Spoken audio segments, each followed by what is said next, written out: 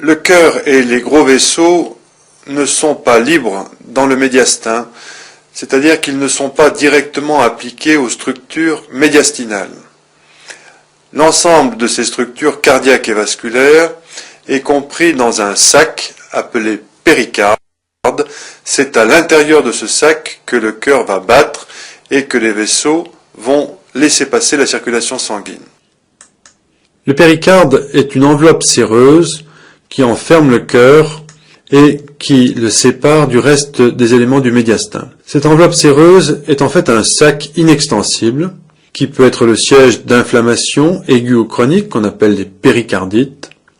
Ce sac permet au cœur de bouger librement dans son enceinte sans avoir aucune contrainte par rapport aux autres éléments du médiastin.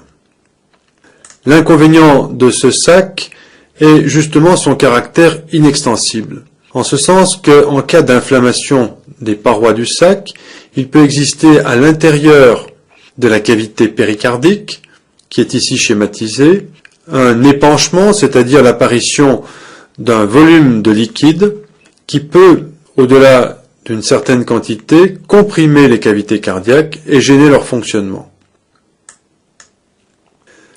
Le sac péricardique va donc enfermer le cœur, comme le montre ce schéma, dans une double enceinte et laisser autour de lui un espace virtuel recouvert d'un simple film liquidien. Ces deux flèches montrent que ce sac peut être ouvert lors de la dissection ou d'une intervention chirurgicale, et voici sur ces deux vues opératoires l'aspect du sac péricardique, ouvert ici avec des ciseaux pour bien montrer son épaisseur et sa grande résistance.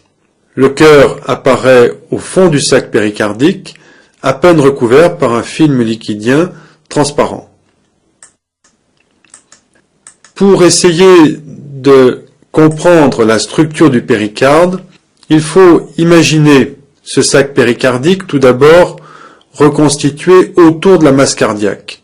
Le péricarde apparaît ici en vert et nous allons, pour commencer, sectionner ce sac péricardique, l'ouvrir sur cette ligne pointillée. Si l'on enlève ainsi la totalité ou la quasi-totalité du sac péricardique, nous obtenons une vue de la masse cardiaque avec simplement une petite collerette de péricarde qui reste attachée au gros vaisseau au-dessus et en dessous du cœur. La partie vert sombre correspond au péricarde pariétal, la partie vert clair, plaquée sur les parois du cœur, au péricarde viscéral. La limite entre les deux couleurs vertes correspond à la ligne de réflexion du péricarde. Si nous continuons la démonstration en sectionnant maintenant les gros vaisseaux au-dessus et en dessous du cœur, il est possible d'extraire la masse cardiaque du sac péricardique. Et voici, après cardiectomie, c'est-à-dire après résection du cœur, le fond du sac péricardique en vert sombre et la section de tous les vaisseaux au-dessus et en dessous du cœur. Nous retrouvons l'aorte ascendante, le tronc pulmonaire, la veine cave supérieure et la veine cave inférieure, et au fond du sac, les 4 orifices des veines pulmonaires supérieure gauche, inférieure droite et supérieure droite. Voici le fond du sac péricardique après résection de l'ensemble de la masse cardiaque. Voyez que la ligne de réflexion, qui est en fait cette ligne noire qui contourne les vaisseaux, que cette ligne de réflexion a une trajectoire déchiquetée, qu'entre plusieurs des vaisseaux, il existe des replis profonds qui forment des petites cavités aux dépens de la grande cavité du péricarde. On va donc ainsi introduire la notion de cul-de-sac péricardique, et ces cul-de-sac se répartissent en deux types. Il y a des récessus péricardiques ou des sinus péricardiques. Voici ici un récessus entre la terminaison de la veine cave supérieure et la veine pulmonaire supérieure droite. Un autre récessus dit interpulmonaire droit, un récessus entre la veine pulmonaire inférieure droite et la veine cave caudale. Un récessus identique, plus médial. Un récessus interpulmonaire gauche, puis maintenant deux sinus. Un sinus dit transverse, c'est cet espace marqué d'une flèche noire et d'un point, et en dessous, un sinus dit oblique. Nous allons, dans la diapositive qui suit, détailler la ligne de réflexion du péricarde autour du pôle veineux et autour du pôle artériel du cœur. Et nous verrons que le sinus marqué d'une flèche noire, ou sinus transverse du cœur, est à la jonction entre la ligne de réflexion artérielle et la ligne de réflexion veineuse. Afin de comprendre l'architecture du péricarde et afin de le mettre en place de façon tridimensionnelle, il est plus facile de repartir de l'étape embryonnaire et nous allons sur ces trois schémas détailler trois étapes dans la vie de l'embryon, en commençant à gauche par le stade le plus précoce. Nous allons ainsi montrer que la cavité célomique interne de l'embryon va se cloisonner pour former le péricarde, les plèvres, mais aussi le péritoine qui sort de notre étude du thorax. La coupe transversale à gauche montre la position de l'intestin primitif avec un bourgeon ventral qui va donner l'arbre respiratoire et encore plus ventralement une coupe du tube cardiaque. Autour, la cavité célomique, comme un fer à cheval, fait le tour de cet espace central qui sera le futur médiastin. Sur l'étape suivante, l'intestin primitif a donné dorsalement l'œsophage et le bourgeon ventral les bronches gauche et droite. Sur le troisième stade, on voit que la cavité célomique initiale a été cloisonnée en cavité pleurale en arrière, une à gauche, une à droite, et une cavité péricardique en avant. Si l'on détaille cette cavité péricardique, on peut ici montrer que, à la face postérieure du cœur, il existe un méso, dit mésocarde, qui est en fait la double ligne de réflexion des péricardes viscéraux et pariétaux. L'embryologie du péricarde nous permet de comprendre comment va se mettre en place un feuillet viscéral, qu'on appelle l'épicarde, et un feuillet pariétal qui sera contre le médiastin. C'est entre les deux que siège la cavité péricardique. L'ensemble de cette double paroi forme le sac péricardique. Dorsalement, de chaque côté du mésocarde, il y a donc deux points de réflexion, c'est-à-dire deux zones où le feuillet viscéral devient feuillet pariétal. Ce qu'il faut bien comprendre maintenant, c'est que, initialement, ce sac péricardique entoure un tube cardiaque cylindrique qui va ensuite s'infléchir et le sac péricardique doit suivre l'inflexion du tube cardiaque. À gauche, voici le stade précoce où le cœur est un cylindre vertical, crânio-caudal. La cavité péricardique est donc moulée tout autour de ce cylindre. Lorsque ce cylindre va s'infléchir, et l'on rappelle ici le sinus veineux, puis l'atrium primitif, ventricule primitif et bulbe cardiaque, eh bien lors de l'inflexion, le sac péricardique va devoir se mouler sur les cavités cardiaques et ainsi il y aura une zone ventrale de péricarde avec des parois très tendu, et dorsalement, dans l'angle dièdre entre le bulbe artériel et l'atrium primitif, un espace plus vaste où le péricarde viscéral va s'éloigner du péricarde pariétal. C'est ainsi qu'on explique la formation des sinus du péricarde. Il y a donc bel et bien une ligne de réflexion du péricarde autour du pôle artériel et à l'opposé, une ligne de réflexion autour du pôle veineux du cœur. Chaque fois que les deux feuillets péricardiques, viscéral et pariétal, s'écartent un peu l'un de l'autre, nous parlerons de sinus péricardique. Voici tout d'abord une étude de la ligne de réflexion du péricarde autour du pôle artériel. Vous reconnaissez ici les deux schémas qui rappellent l'organisation initiale du bulbe artériel.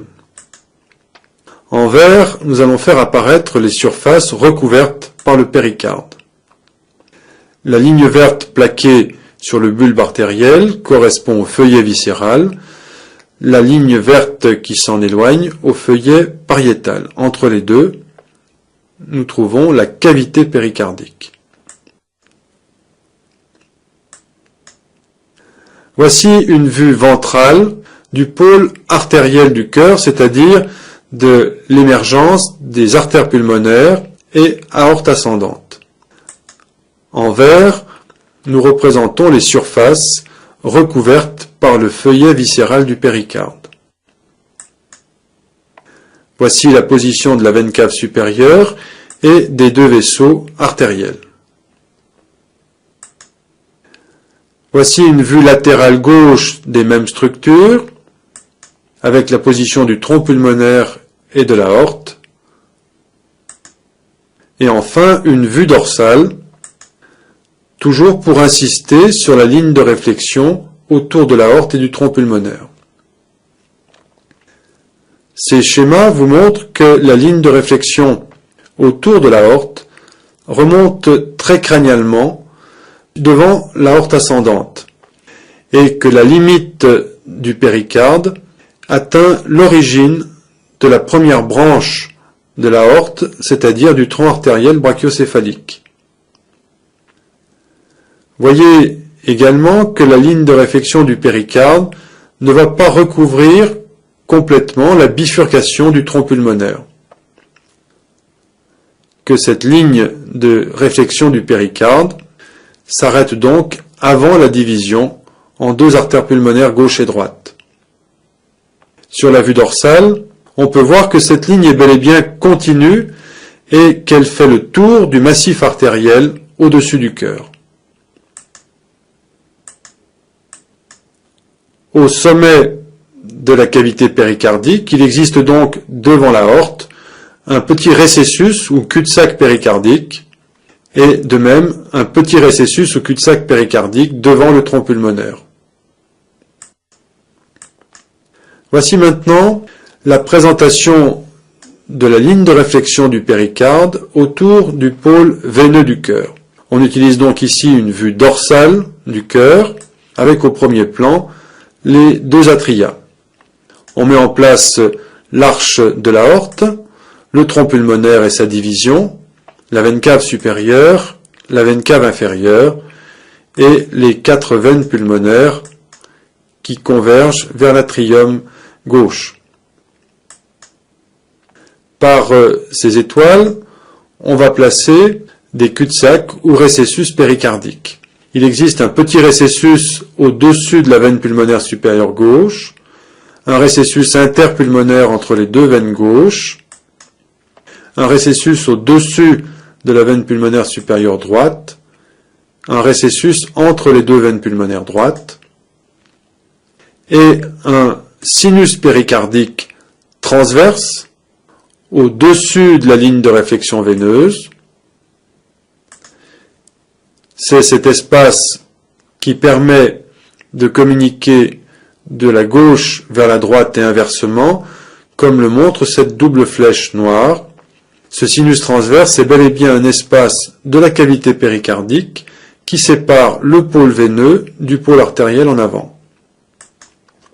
Deuxième sinus, le sinus oblique du cœur, qui est une profonde invagination entre la terminaison des 4 veines pulmonaires.